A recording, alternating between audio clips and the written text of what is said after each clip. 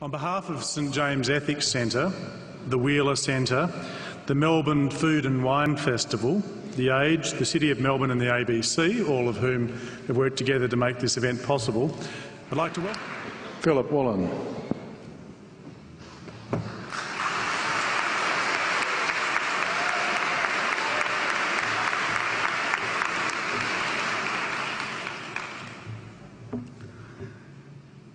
King Lear, late at night on the cliffs, asks the blind Earl of Gloucester, "How do you see the world?" And the blind man Gloucester replies, "I see it feelingly. And shouldn't we all? Animals must be off the menu because tonight they are screaming in terror in the slaughterhouses, in crates and in cages, vile, ignoble gulags of despair." You see, I heard the screams of my dying father as his body was ravaged by the cancer that killed him. And I realized I'd heard those screams before. In the slaughterhouse, their eyes stabbed out and their tendons slashed, on the cattle ships to the Middle East, and the dying mother wail as a harpoon explodes in her brain as she calls out to her calf. Their cries were the cries of my father. And I discovered that when we suffer as equals. And in their capacity to suffer, a dog is a pig, is a bear, is a boy.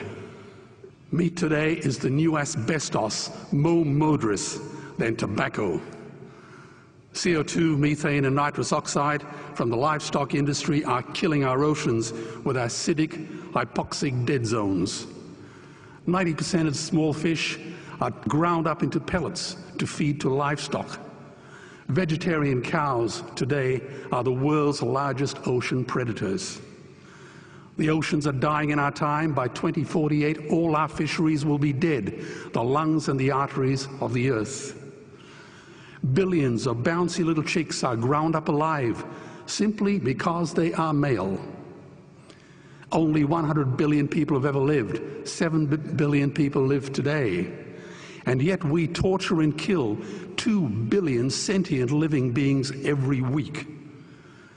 10,000 entire species are wiped out every year because of the actions of one. And we're now facing the 6th mass extinction in cosmological history. If any other organism did this, a biologist would call them a virus. It is a crime against humanity of unimaginable proportions. But happily, the world is changing. 10 years ago, Twitter was a bird sound. www was a stuck keyboard. Cloud was in the sky. 4G was a parking space. Google was a baby's burp. Skype was a typo. And Al-Qaeda was my plumber. Victor Hugo said, "There is nothing more powerful than an idea whose time has come." Well, animal rights today is now the greatest social justice issue since the abolition of slavery. Do you know there are over 600 million vegetarians in this world? And that is bigger than the United States, England, France, Germany, Spain, Italy, Canada, Australia, New Zealand, all put together. If we were one nation, we would be bigger than the 27 nations of the European Union. Can you believe that? And despite this massive demographic footprint, we are still drowned out by the raucous hunting, shooting, killing cartels who believe that violence is the answer when it should not even be a question. Meat kills animals, kills us, and is killing our economies. Medicare has already bankrupted the United States. They will need $8 trillion invested in treasury bills just to pay the interest, and they have precisely zero. They could shut down every school, Army, Navy, Air Force, Homeland Security, Marines, CIA, and FBI, and they still will not have the money to pay their doctor bills. And our Cornell and Harvard say that the optimum amount of meat in a healthy human diet is precisely zero. Water, as you know, is the new oil. Nations will soon be going to war for it. Underground aquifers that took millions of years to fill are now running dry. It takes 50,000 liters of precious drinking water to make 1 kilo of beef. Today, 1 billion people are hungry. 20 million people will die from malnutrition. Cutting meat by only 10% will feed 100 million people, and eliminating meat will end starvation forever. If everyone ate a Western diet, we would need 2 planet Earths to feed us. We've only got one, and she is dying. Greenhouse gas emissions from livestock is 50% greater than transport, as Peter said. Cars, trains, buses, ships, lorries, the whole lot. And as I travel around the world, I see poor countries who sell their grain to the West while their own children starve in their arms. And the West feeds it to livestock so we can eat a steak? Am I the only one who sees this as a crime?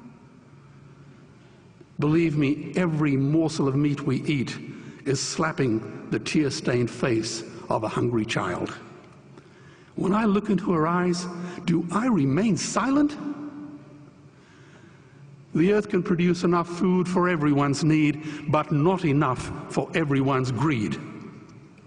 We are facing the perfect storm. If any nation had developed weapons that could wreak such havoc on the planet, we would launch a preemptive military strike and bomb it back into the Bronze Age. But it's not a rogue state, it's an industry. The good news is we don't have to bomb it. We can just stop buying it. Sir George Bush was wrong. The axis of evil does not run through Iraq, Iran, or North Korea. It runs through our dining tables. Weapons of mass destruction are our knives and forks. Our proposition is the Swiss Army knife of the future. It solves our environmental, water, human health problems and ends cruelty forever. The Stone Age didn't end because we ran out of stones. This cruel, disgusting industry will end because we run out of excuses.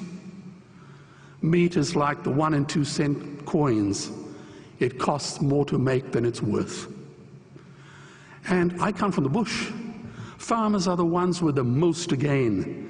Farming won't end, it would boom. Only the product line will change. Farmers would make so much money they won't even bother counting it, and I'd be the first to applaud them. Governments would love us. New industries would emerge and flourish. Health insurance premiums would plummet.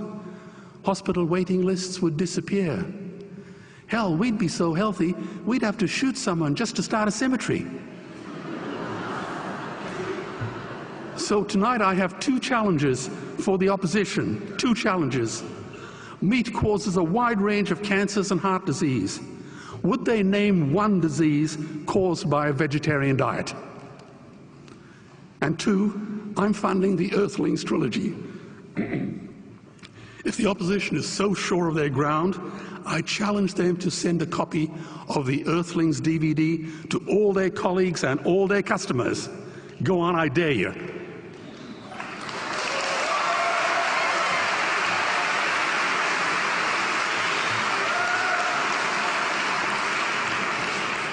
Animals are not just other species, they are other nations, and we murder them at our peril. The peace map is drawn on a menu.